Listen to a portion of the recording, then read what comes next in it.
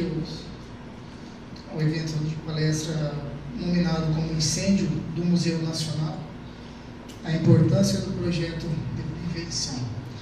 É de conhecimento de todos que nós tivemos um sinistro como esse recentemente no Museu Nacional do Rio de Janeiro, chamou muita atenção da mídia, e às vezes por poucas ações e poucos investimentos não teria ocorrido de fato o incêndio e perdido muito da história do Brasil. Sabe que talvez o Museu Nacional do Rio de Janeiro é onde que realmente tinha as obras mais valorosas, a parte mais histórica do Brasil. Então, oportunamente, nós convidamos aqui a professora, engenheira civil e mestra também, a professora Bruna Pereira. A professora Bruna, ela é docente no Unibar de Cascavel e também trabalha com atuação na área de projetos a combate a incêndio e também trabalha em parceria com a The Verticale. Então, professora, agradecemos muito a sua disponibilidade, sua atenção de estar aqui hoje nessa tarde. Fique à vontade. Muito obrigada, professor. Boa tarde, pessoal. Então, conforme foi apresentado para vocês, a minha palestra é sobre o incêndio no Museu Nacional, a importância do projeto de prevenção. Para ambientar um pouco vocês, vou apresentar o que foi o Museu Nacional. Essas aqui são algumas fotos de um acervo particular meu. Isso aqui foi em 1998, numa viagem minha ao Rio de Janeiro, que eu acabei conhecendo o Museu Nacional. Aqui é uma foto da fachada e aqui é uma foto do outro lado da fachada, o que está de frente para a fachada, que não é uma visão assim muito conhecida do museu, seria um outro ângulo. E essa aqui seria uma foto aérea do que era o Museu Nacional. Então, um pouco do histórico, para ambientar vocês. Em 1808 até 1889, esse museu foi residência de um rei e 2 imperadores do Brasil. Essa história é muito interessante porque essa casa, que foi o Museu Nacional, ela era a casa de um fazendeiro. Aí, quando a corte portuguesa veio para o Brasil, eles vieram em muitos navios e eles vieram em cerca de 15 mil pessoas. A população do Rio de Janeiro naquela época era de 60 mil pessoas, sendo que metade dessa população era a população escrava e a outra metade era a população não escrava. Então, vocês podem imaginar o impacto que 15 mil pessoas chegando de uma vez, querendo abrigo de uma vez, querendo casa para morar, todo mundo junto, o Rio de Janeiro naquela época não tinha essa estrutura.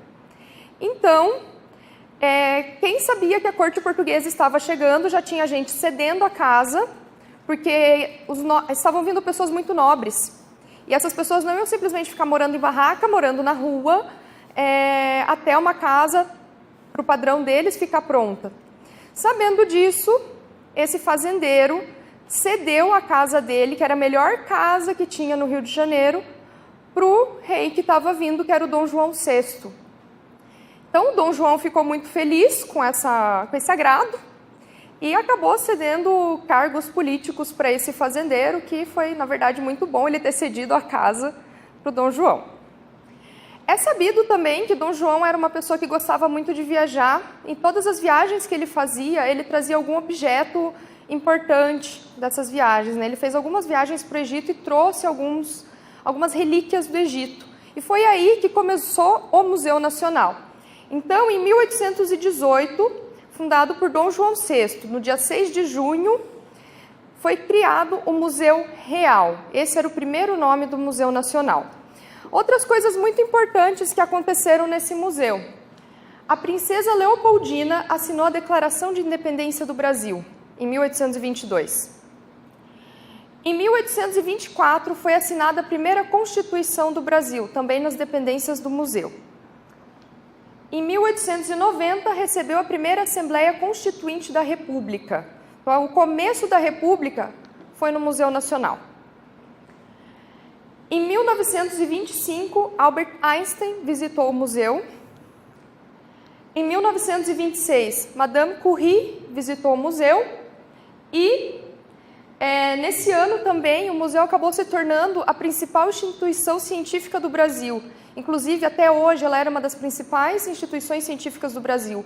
Não desenvolviam pesquisa somente aqui, desenvolviam pesquisas a nível mundial, inclusive pesquisas históricas, antropológicas, sobre a história do mundo e não só sobre o Brasil. Tinha um acervo imenso nesse museu. Em 1958, esse daqui é um fato importante de ser destacado, que Juscelino Kubitschek foi o último presidente a visitar o museu. Na verdade, isso é um fato triste, né? Porque era obrigação de todos os presidentes ir, pelo menos, fazer uma visita a esse museu e conhecer o que ele representava e ver o que estava acontecendo nesse museu. Porque já nessa visita, em 1958, do Juscelino Kubitschek, ele percebeu que o museu já não estava sendo cuidado de maneira adequada, as manutenções já eram falhas. Eles tinham, como tinha muita estrutura de madeira no museu, tinha muito problema com cupim. Então ele via que os cupins já estavam deteriorando toda a estrutura do museu, eles faziam reparos que não eram eficientes, já estava comendo um pouco da parte elétrica do museu, inclusive, isso já desde 1958. Então aqui a gente tem algumas fotos históricas, aqui a visita do Albert Einstein, visita da Madame Curie e a visita aqui do Juscelino Kubitschek ao museu em 1958. O que tinha no museu? Ele abrigava um vasto acervo de 20 milhões de itens. Alguns dos itens eram únicos e eram dos mais relevantes para a história do planeta. Muitos desses itens acabaram sendo perdidos. Possuía uma das maiores bibliotecas especializadas em ciências naturais do Brasil, com mais de 470 mil volumes e 2.400 obras raras. Foi o 5º maior museu do mundo em quantidade de acervo. Alguns destaques que tinham nesse museu que são muito importantes. O crânio de Luzia é o fóssil humano mais antigo encontrado nas Américas. Inclusive, foi destaque em uma reportagem que teve um bombeiro que tentou resgatar o crânio de Luzia, porque esse aqui que ficava exposto era uma réplica. E o original ficava guardado numa sala especial. O bombeiro, que foi lá ajudar no combate às chamas do museu, foi informado de qual sala que estaria localizado o crânio de Luzia, e ele entrou na sala. Só que a sala já estava totalmente consumida por fogo e uma parte da estrutura da sala acabou caindo em cima da mão do bombeiro. Já estava pegando tanto fogo que a luva do bombeiro, que é feita para resistir a uma certa temperatura, uma certa quantidade de chamas, não resistiu e ele acabou tendo queimaduras e ele não conseguiu resgatar o crânio de Luzia. Mas, depois que foram verificar o que aconteceu depois do incêndio, acabaram encontrando um crânio que ainda estão estudando se é ou se não é o crânio de Luzia. Então, ainda não tem certeza se ele foi perdido. Maior acervo de história natural de toda a América Latina, com mais de 20 milhões de itens homologados. Esse daqui era um fóssil de um dinossauro que estava sendo construído dentro do museu. A arqueologia egípcia do Museu Nacional era uma parte muito importante a ser destacada. Foi a partir da arqueologia egípcia que realmente começou o museu. Era o maior acervo de arqueologia egípcia da América Latina e o mais antigo das Américas. E tinha mais de 700 peças. Então tinha muita múmia, tinha muito objeto egípcio antigo. Era muito interessante. Outro destaque muito importante, que foi uma das primeiras peças que conseguiram identificar que sobreviveu ao incêndio, foi o meteorito Bendegó. Ele ficava logo na entrada do museu. Ele era bem grande. Ele é um meteorito de 5 toneladas, que é o maior meteorito já encontrado no Brasil. Ele foi o único que sobreviveu ao incêndio assim de cara, que descobriram logo depois que pegou fogo. Algumas informações sobre o museu, né? O que levou, o que culminou a situação do museu. Ele já vinha sofrendo com descaso há muitos anos, desde a visita do Juscelino Kubitschek, como eu falei para vocês. Mas ele vinha sofrendo corte de verba também há muito tempo. Em 2010, as despesas dele estimavam ali 1.600.000. Em 2015, 473 mil. Em 2017, 379 mil. Então foram se importando cada vez menos com o museu, cada vez menos repassando recursos para manutenção dele. Então manutenção já não acontecia mais. Estima-se que o necessário era que ele precisasse de aproximadamente 550 mil por ano para sobreviver. Isso já não acontecia mais. Esses valores eles vão ser referidos à verba gasta com custeio do Museu Nacional e investimentos realizados pela gestão. Então, a gente analisando esses dados, a gente conclui que o museu sofreu uma redução de 68,2% nos investimentos. Aqui um pouco a respeito da estrutura do museu, né, qual que era a parte visitável do museu. Aqui no primeiro pavimento, a gente vê, aqui marcado em roxo, o salão onde foi assinada a primeira Constituição do Brasil, e aqui na entrada a gente tinha o meteorito Bendegó. No segundo pavimento do museu, a gente via a parte da coleção de arqueologia, via o crânio de Luzia, e ainda conseguia ver alguns móveis que pertenceram a Dom João VI, né, os móveis da época imperial do Brasil. O que eles sabem até hoje que foi salvo? Né? O meteorito Bendegó, parte da coleção de zoologia, inclusive muitas reportagens e muitos vídeos mostram os pesquisadores entrando em meio às chamas do museu para tentar salvar um pedaço da pesquisa deles que estava dentro do museu. Então, por isso que uma boa parte da coleção de zoologia foi salva, foi pelo empenho dos pesquisadores. A biblioteca central do museu, outros minerais e algumas cerâmicas, a parte do herbário, departamento de zoologia de vertebrados e o crânio que eles acham que pode ser de Luzia. O que foi perdido? Tudo que estava no prédio principal, exceto meteoritos, acervo mobiliário do primeiro reinado e peças herdadas da família imperial. É uma coisa assim que não recupera mais. Não tem o que fazer, não adianta simplesmente construir outro museu em lembrança àquele museu. O acervo foi perdido. Essa daqui é uma placa que ficou bem conhecida depois que aconteceu o incêndio no museu, que era a placa que ficava na frente do museu, datada de 1972. Ela diz assim: todos que por aqui passem, protejam esta laje, pois ela guarda um documento que revela a cultura de uma geração e de um marco na história de um povo que soube construir o seu próprio futuro. Chega a ser irônico ler essa frase e perceber que nessa época aqui o museu já contava com uma grande falta de manutenção, um grande descuido com o museu. Bom, a situação do palácio, né, falando em termos de prevenção de incêndio, como já é de se imaginar, ele estava numa situação irregular perante o Corpo de Bombeiros.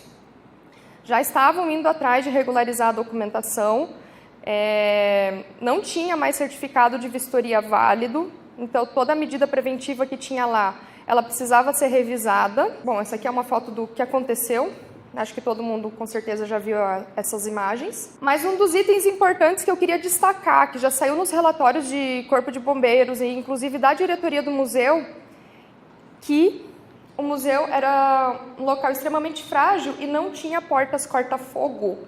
As portas corta-fogo, nesse caso, serviriam para impedir o avanço do incêndio. Não necessariamente parar o incêndio, mas impedir que ele se alastrasse e destruísse muito mais do que ele conseguiu destruir.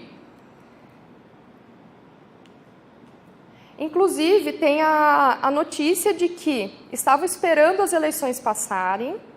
Acabadas as eleições, iam começar a reforma na parte de prevenção contra incêndio do museu. Como é uma edificação histórica, não dava para simplesmente, vou colocar hidrante e colocar sprinkler aqui e vai resolver meu problema. É uma edificação histórica, a gente não pode fazer muita alteração arquitetônica nela. Então, com certeza já tinham pensado num projeto diferente, totalmente adaptado à situação e, infelizmente, não houve tempo para executar esse projeto. A verba, pelo que eu vi, foi liberada em abril desse ano e eles iam começar a executar em novembro a obra. Então, falando um pouco a respeito da prevenção de incêndio, como que a prevenção de incêndio atuaria nesse caso? A gente sabe que para acontecer o incêndio, nós temos o quadrado do fogo. Nós precisamos de uma fonte de calor, o comburente, o combustível, e isso acontece uma reação em cadeia. Necessariamente, fonte de calor, algo que pegue fogo, e o oxigênio. Sem oxigênio não acontece incêndio. Então, como que o incêndio ocorreu no museu? As chamas começaram às 7h30 da noite, o corpo de bombeiros chegou lá para combater o incêndio e os hidrantes que tinham próximos à edificação, que eram hidrantes urbanos, ou seja, são abastecidos pela companhia de saneamento, eles estavam sem água ou sem pressão. Eles não estavam funcionando. Isso atrasou em pelo menos meia hora a atuação do corpo de bombeiros, ou seja, meia hora a mais do museu sendo consumido pelas chamas. Tá? Então, outra coisa que fez o museu pegar fogo muito rápido é que muita parte da sua estrutura era feita de madeira, o que fez com que se alastrasse muito rápida as chamas. Não teve nenhum ferido, né? 7h30 da noite, que foi o horário que começou o incêndio, já não tinha mais ninguém dentro do museu, então não teve nenhum ferido, só tinha os vigilantes e eles conseguiram sair a tempo. Então aqui fala, né, que os bombeiros chegaram ao local logo depois de iniciado o incêndio, mas segundo eles, os 2 hidrantes próximos ao museu não tinham pressão suficiente, né? Algumas fontes falam que não tinha pressão, outras fontes falam que não tinha água, né? Mas o que importa mesmo nesse caso é os hidrantes próximos não funcionaram. Então eles tiveram que chamar caminhão-pipa, que demorou para chegar, tiveram que buscar água do lago próximo, que também não era a melhor situação que eles poderiam esperar, e isso acabou atrasando muito o combate a incêndio. Aqui eu também gostaria de destacar alguns outros incêndios que aconteceram e foram muito importantes no Brasil, né? Outros incêndios em edificações históricas e científicas brasileiras. Por exemplo, o incêndio no Instituto Butantan em 2010, o incêndio no Memorial da América Latina em 2013, Museu da Língua Portuguesa em 2015 e aqui agora o Museu Nacional em 2018. É importante destacar que todas essas edificações eram científicas, elas tinham um acervo científico, um acervo de conhecimento acumulado de mais de 200 anos, e isso simplesmente foi perdido para o incêndio. Então, a gente enquanto profissional, a gente enquanto engenheiro, o que pode fazer para evitar que esse tipo de situação aconteça? A gente pode trabalhar com a parte de prevenção de incêndio, que inclusive é uma área muito boa de se trabalhar. Poucas pessoas atuam com prevenção de incêndio e quem sabe trabalhar direitinho com um projeto de prevenção consegue se dar muito bem nessa área. Só que você tem que saber como que funciona a prevenção de incêndio, não é simplesmente só colocar extintor numa edificação e só posicionar hidrante. Você tem muito mais do que isso na prevenção. Então aqui, voltando ao caso do museu, o que poderia ter evitado? Dos itens mais baratos aos itens mais caros. Primeiro item, eu vou dizer aqui a tinta intumescente.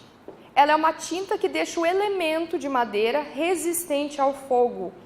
É muito interessante isso para edificações existentes, para edificações que tem, por exemplo, alguma escada de madeira, algum elemento de madeira que precisa resistir ao fogo, você utiliza a tinta intumescente. Não quer dizer que o elemento de madeira vai ficar incombustível, tá? Ele vai ficar resistente ao fogo, ele vai demorar mais tempo para pegar fogo, então vai retardar o avanço do incêndio. A gente poderia ter porta corta-fogo também, né, para barrar aí o avanço do incêndio. Compartimentação vertical e horizontal, já vou mostrar algumas imagens aqui. Instalação de hidrantes para combate efetivo ao incêndio, não são medidas que estariam na edificação que poderiam retardar o incêndio. Sprinkler e o sistema FM200. Então aqui primeiro nós temos a tinta intumescente. Esse vídeo é um vídeo rápido que mostra como que funciona essa tinta. Né? Aqui a gente tem uma latinha que não foi tratada com a tinta e uma que foi tratada. Você pode ver que, inclusive, dá uma diferença em segurança estrutural para o material que foi tratado. O material que não foi tratado, ele também, além de pegar fogo, ele não vai ter a resistência estrutural inicial do material. O material que foi tratado, ele aguenta mais um tempo de fogo e não compromete sua resistência estrutural inicial.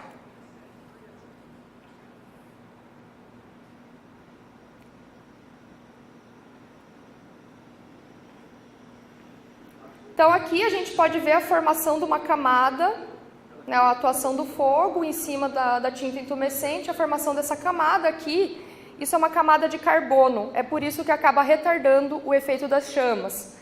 No caso dessa outra latinha aqui, ela simplesmente não tem tratamento nenhum, a segurança estrutural já está comprometida e a gente não tem mais o elemento que existia ali. Essa daqui é uma porta corta-fogo, um exemplo de porta corta-fogo, ela é uma porta especial, ela vai resistir a uma certa quantidade de fogo para edificação, seja 60 minutos ou até 120 minutos, que dariam 2 horas. Ela não é incombustível, tá? Existe uma diferença muito grande entre o incombustível e o resistente ao fogo. Ela não precisa ser vermelha, tá? Essa vermelha aqui é só porque quiseram deixar ela pintada em vermelho, mas não há necessidade de deixar a porta vermelha. Compartimentação vertical e horizontal. Aqui a gente tem um exemplo de compartimentação vertical, que seria o afastamento das janelas do pavimento inferior para o pavimento superior. Existem afastamentos mínimos previstos no Código do Corpo de Bombeiros do Estado do Paraná. E aqui nós temos a compartimentação horizontal, que está dividindo uma edificação geminada em 2. A gente pode observar que essa parede aqui tem um offset de 1 metro para todos os lados, justamente para separar esse bloco do outro lado do bloco, para contenção de incêndio. É para isso que serve a compartimentação. Isso não é utilizado em todas as edificações, tá? Temos algumas metragens mínimas, de acordo com o estabelecido pela NPT, para poder precisar dessa compartimentação, tá? Aqui o hidrante, mostrando para vocês como que é um hidrante, aqui chegando à tubulação. Esse aqui seria um hidrante duplo, porque ele tem 2 expedições, 2 saídas. Aqui mostrando como que é o esquema geral de uma instalação de hidrante, com bombeamento. Aqui dentro do hidrante, né, ele não precisa necessariamente ser uma expedição para cada lado, ele pode ser 2 expedições saindo aqui numa mesma peça. Isso aqui seria um hidrante duplo. Exemplos de mangueira que nós podemos ter, a mangueira do hidrante, ela sempre é emborrachada por dentro, ou ela também pode ser emborrachada por fora, mas por dentro ela sempre vai ser. Então, temos vários tipos de mangueira, emborrachadas por dentro e tecido por fora, e depende da classe do tecido que está por fora, a gente vai ter o tipo de mangueira. Então, aqui a gente tem a mais comum, que é a mangueira branca, que nós temos as mangueiras diferentes, feitas com borracha por fora. Essa aqui é a chave Stors, que serve para engatar a mangueira nesse engate aqui. Tá? Porque isso aqui a gente não consegue simplesmente encaixar com a mão, então precisa da chave Stors, senão não faz o engate rápido. Ela é para ter agilidade no combate ao incêndio. Aqui agora a gente tem um vídeo que compara os 2 sistemas, de mangotinho e de hidrante. O mangotinho, ele é o sistema de mangueira de jardim, porque ele é um sistema um pouquinho mais simples, é para vazões menores e para edificações menores também, tá? Ele vai ter uma mangueira muito menor. Já o hidrante, ele é para sistemas muito maiores, vazões maiores e também pressões requeridas muito maiores. Esse vídeo aqui mostra como que deve ser feito o manuseio do hidrante. Logicamente que uma pessoa mais bem treinada manusearia de uma maneira um pouquinho mais rápida a mangueira e o esguicho. Como o hidrante mesmo, que é esse da mangueira branca, exige uma pressão um pouco maior, ele não consegue ser manuseado apenas por uma pessoa. Precisa de 2 pessoas para manusear o hidrante. Nisso o mangotinho tem um pouco de vantagem, porque uma pessoa só consegue manusear, porque a mangueira já vai estar enrolada, ele só puxa a mangueira, então fica muito mais fácil de combater o incêndio, além de ter uma pressão um pouquinho menor, é mais manuseável.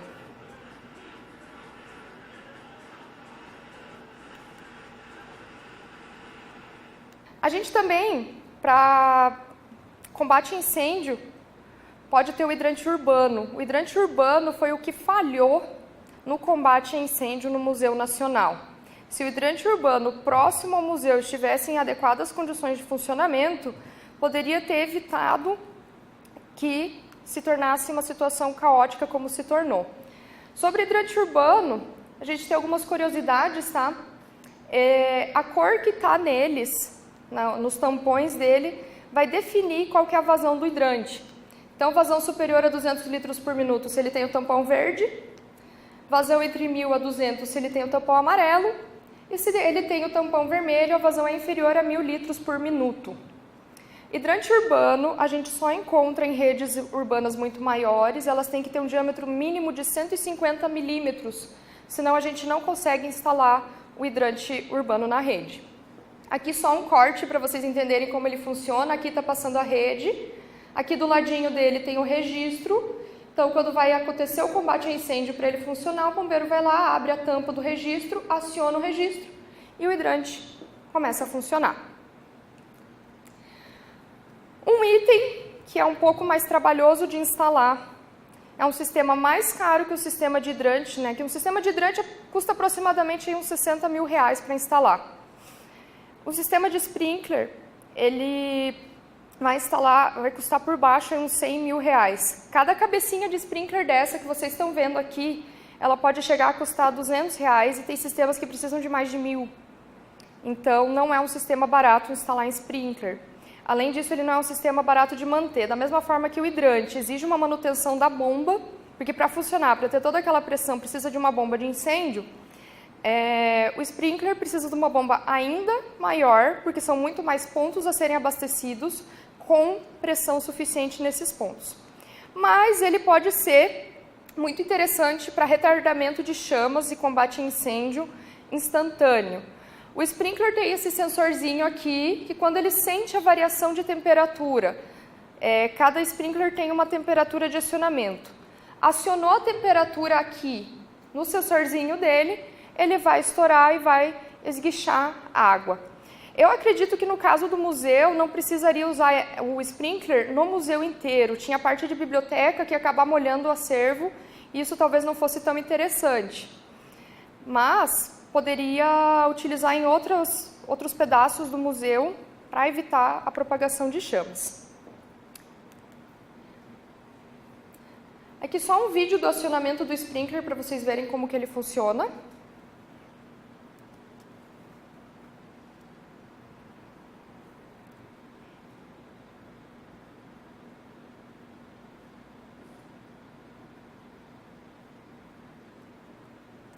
Bem simplesinho, a chama chegou perto dele, a sensibilidade ao calor foi suficiente ali, estourou o sprinkler.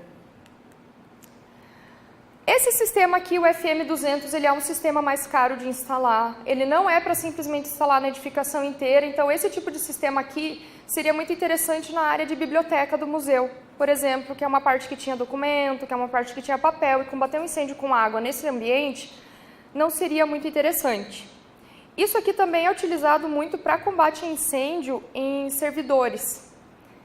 Então, o que consiste nisso aqui? Uma bateria de extintores especiais, não é o extintor de carga d'água, o extintor de pó químico, nem nada, ele é um extintor especial com um gás diferente, que vai ser acoplado junto a um sistema de alarme e ele, quando sente também, da mesma forma que o sprinkler sente a sensibilidade à chama, ele vai acionar esse sistema. Então aqui a gente vai ver quais são os componentes do sistema, né? Inclusive o sistema de alarme, ele é muito importante para uma edificação que alerta onde está acontecendo o fogo, já para você conseguir combater ele de maneira mais rápida. Esse sistema aqui, ele atua por supressão do oxigênio no ambiente, então vai sair o gás, e o gás vai consumir o oxigênio do ambiente. Para ter fogo, precisa de oxigênio.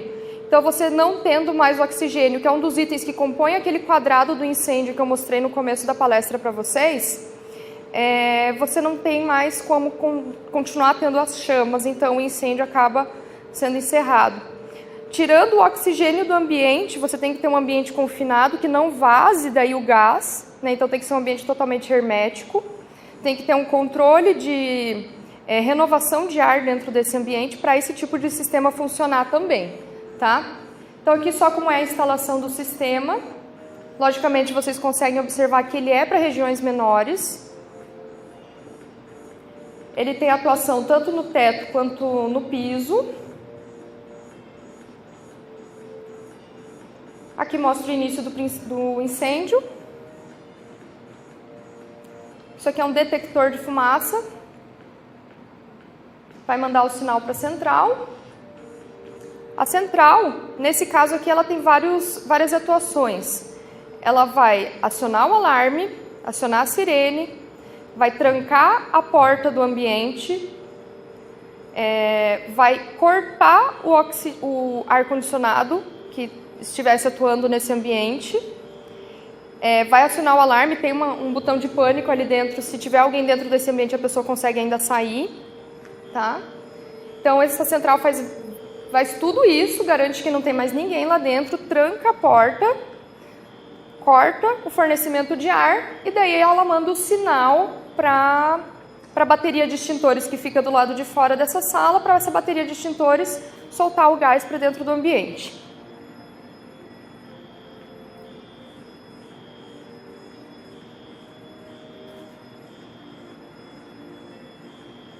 Esse sistema, como ele é muito utilizado para servidor, né, para equipamento eletrônico, ele preserva o equipamento.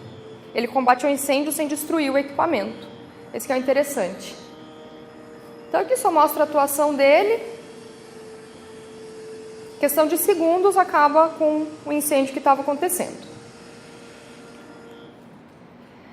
Então, a respeito de prevenção de incêndio, seria isso.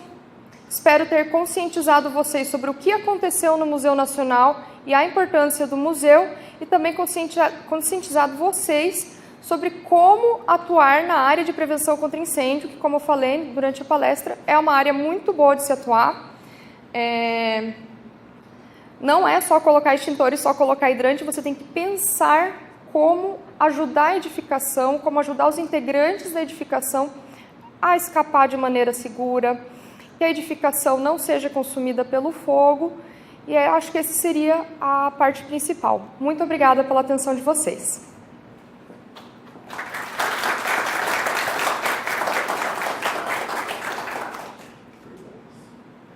Perguntas? Só estou meio tímido, Professora Bruna, agradeço muito sobre o que foi abordado aí. Um assunto interessantíssimo, que o pessoal tem gostado muito. Vejo que, minha opinião como engenheiro, que o projeto de combate ao incêndio não é tão valorizado como deveria ser. A maioria das ações que eu vejo simplesmente é adequações, não a concepção do projeto. A maioria esmagadora de contratos, de projetos de combate sempre é para regularização. E sim, realmente tem que ser dado o devido valor, tem que ser já concebido ali no início do projeto. Tá?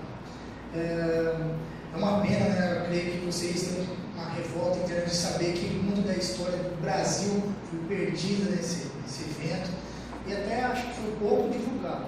Acho que qual data que foi? Foi dia 2 de setembro desse ano. Então, assim, já estava aquele movimento de eleição, talvez não devidamente divulgado e exclamado a devida perda, né? Mas, sim, nós, como engenheiros, como já foi falado, temos que pensar nesse tipo de situação e não só salvando ambientes, né, prédios, mas também vidas, né, que é o mais importante de tudo isso. Pessoal, uma pergunta? Professor, sem necessidade. Pode falar. Quer usar o microfone aqui? Pode falar. Boa tarde. Boa tarde. Essa perícia não saiu ainda, né? Tem boatos que foi, digamos, um incêndio criminoso, outro não foi, existem vários boatos e tal. Essa perícia não saiu ainda do incêndio do museu. Olha, a polícia já concluiu a perícia, só que eles não podem divulgar qual que foi o resultado da perícia, né? A estimativa é que o incêndio tenha começado, eles já sabem onde começou, mas as últimas notícias que se tem é que ele iniciou na cobertura, em algum ponto da cobertura, e a notícia que vazou é que ou foi um incêndio criminoso causado por um balão, né, esse balão que você põe fogo dentro e ele vai voando, ou teve problema elétrico, mas a polícia não divulgou maiores informações. Por nada. Mais alguém, pessoal? Professora Bruna, nossos agradecimentos. Muito obrigada. Bem-vinda sempre aqui no nosso campus. A professora Bruna já conhecia ela de Cascavel. e realmente engrandeceu muito o nosso evento. Tá? Muito obrigado novamente a Rafaela da Verticale, que colaborou muito para essas duas palestras de tarde. Nossos agradecimentos. Mais alguns recados a vocês. Nós teremos hoje a nossa abertura oficial da quinta jornada, às 19h30.